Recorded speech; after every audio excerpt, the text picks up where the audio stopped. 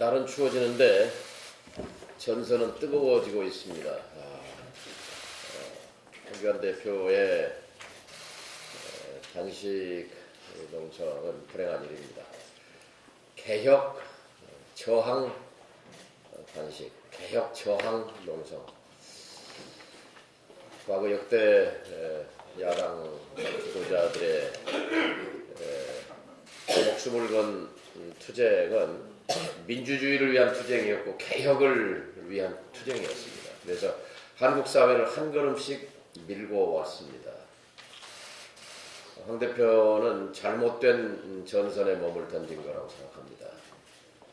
개혁을 위한 일에 지금이라도 투신하시길 바랍니다.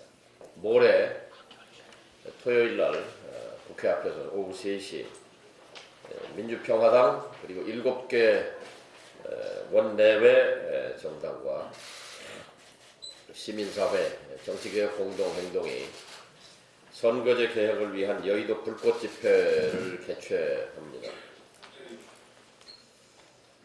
선거제 개혁은 민주평화당 없이 여기까지 올 수 없었습니다.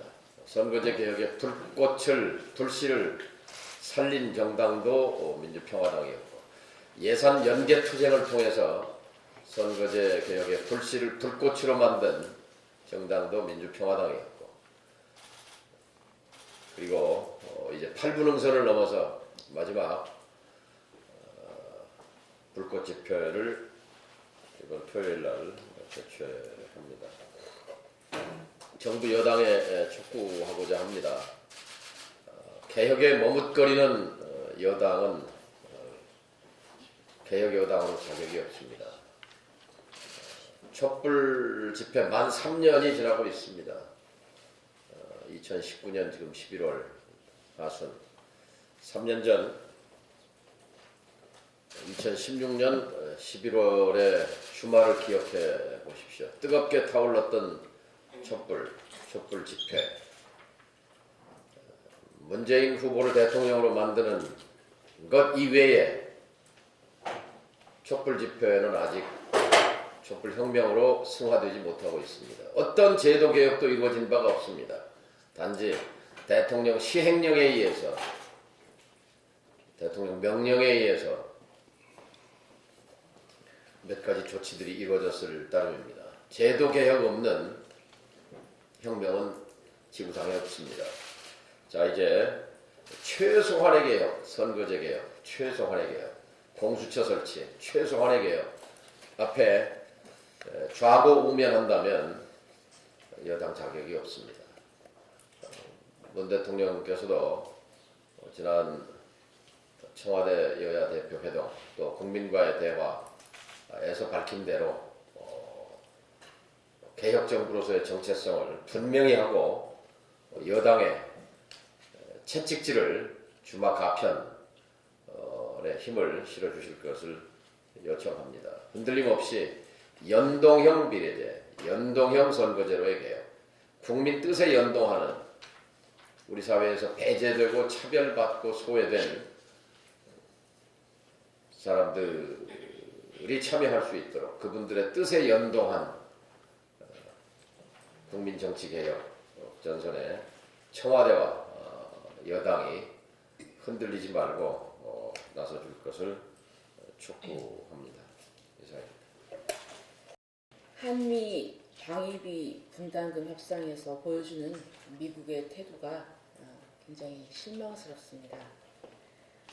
마크 에스퍼 미국 국방장관은 연말까지 합의가 안 되면 주한미군 감축도 고려할 거냐는 질문에 우리가 무엇을 할지 안 할지 예상도 추측도 하지 않겠다고 답했습니다. 주한미군 감축을 협상 카드로 삼은 것입니다. 해리 해리스 주한미국 대사가 지난 7일 이해운 국회 정보위원장을 불러 방위비 분담금을 5배 올려야 한다고 압박했다는 것이 드러났습니다. 해리 대사는 그제 협상 중단 직후에도 한국 기자를 대사관저로 불러서 한국이 의미 있는 제안을 갖고 와라. 공은 한국에 있다고 말했습니다. 미국은 지금 한미 동맹의 경감을 훼손시키고 대한민국 국민들의 자존심을 건드리고 있습니다. 미국의 요구는 사례도 맞지 않습니다. 미국 행정부와 의회는 지금까지 주한미군 운영 유지비의 절반 수준을 요구해왔고 이미 우리의 분담 비율이 절반에 다다랐거나 상회했다는 것을 미국도 인정하고 있습니다.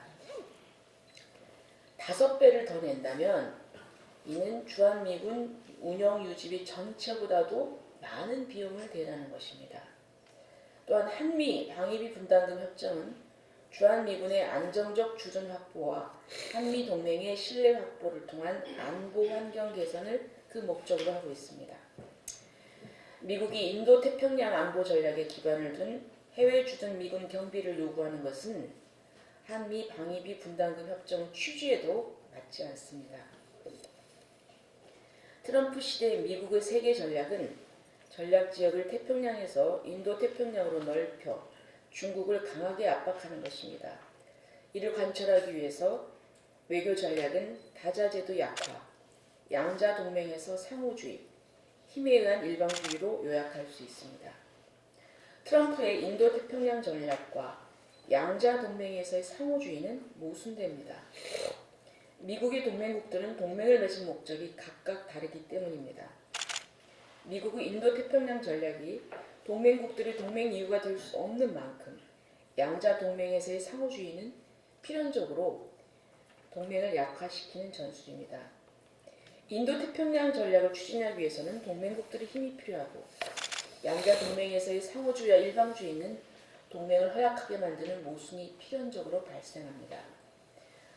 트럼프 대통령이 이 점을 빨리 깨닫기 바랍니다. 미국의 방위비 5배 인상 압력은 그 모순으로 인해 실패할 것입니다. 저는 또한 미국 측에 우리 헌법을 존중하라고 말씀드립니다. 대한민국 헌법 제54조 제1항은 국회에 국가 예산안을 심의 확정하는 권한을 주고 있습니다. 작년의 경우 2018년 12월에 2019년 예산안에 대한 국회의 심사가 종료되어서 방위 분담금 예산이 9,784억 3,400만으로 확정되었음에도 불구하고 다시 3월 12일 1조 389억 원이 다시 국회에 제출되었습니다.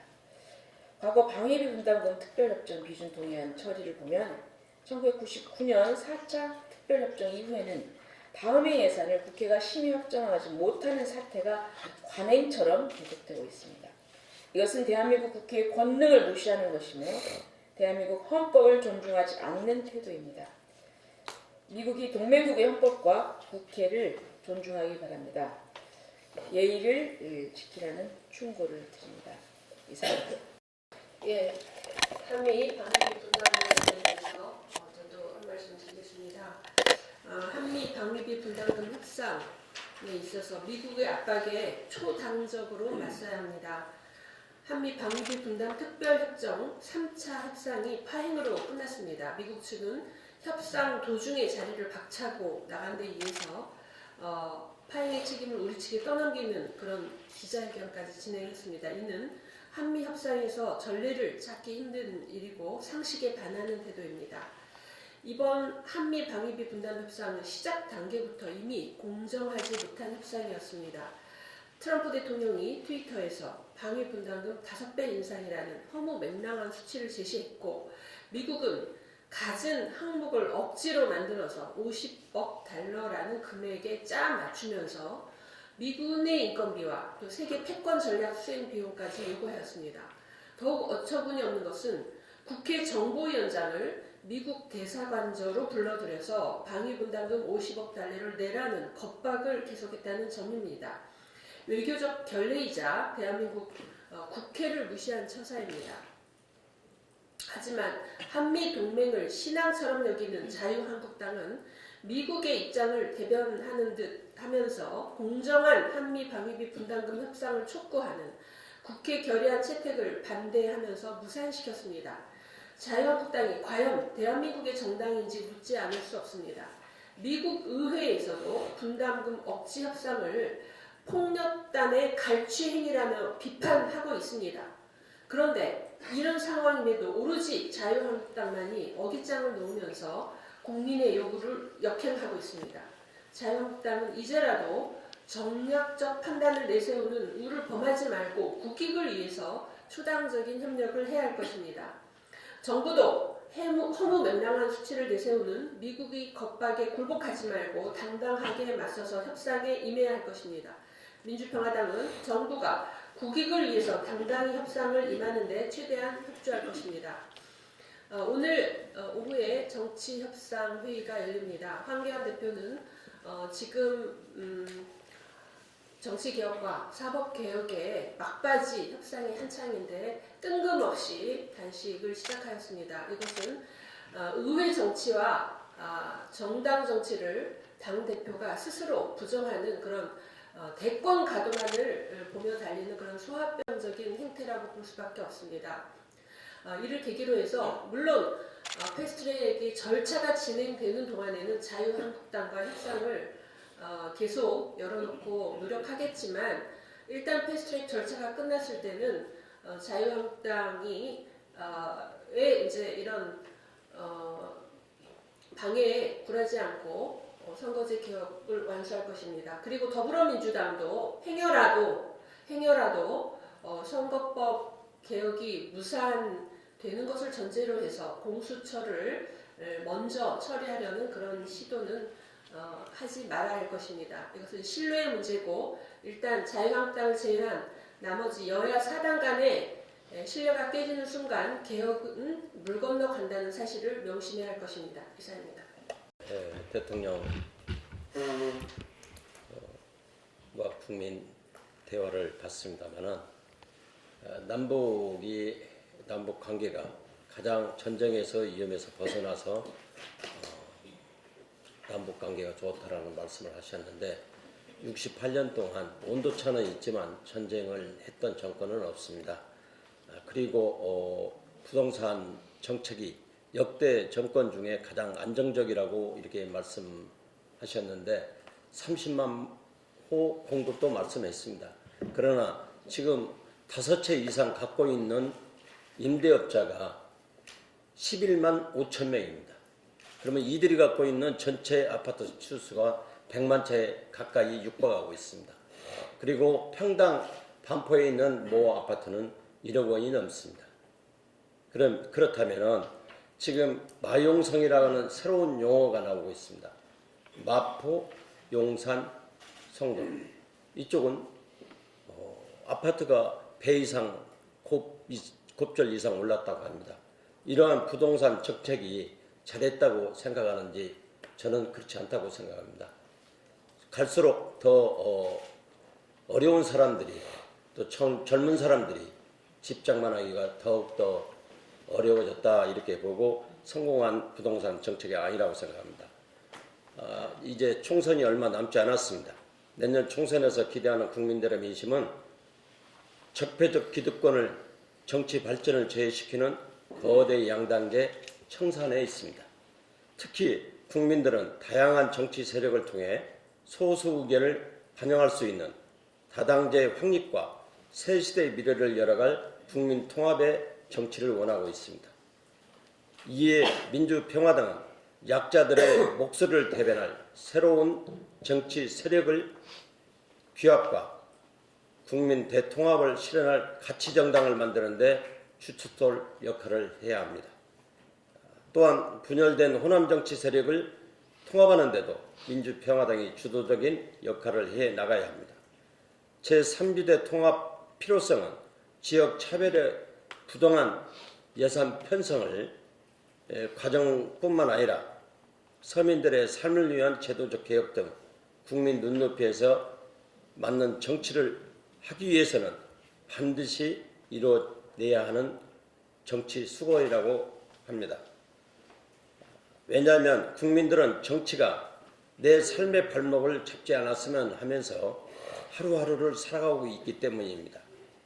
민주평화당은 내년 총선을 대비해 모든 당력을 결집하고 소상공인 연합 등 각 소수 정당과 연대를 굳건히 하면서 아울러 통합정치 주도를 위한 각고의 노력도 아끼지 않아야 한다고 생각합니다. 이상입니다.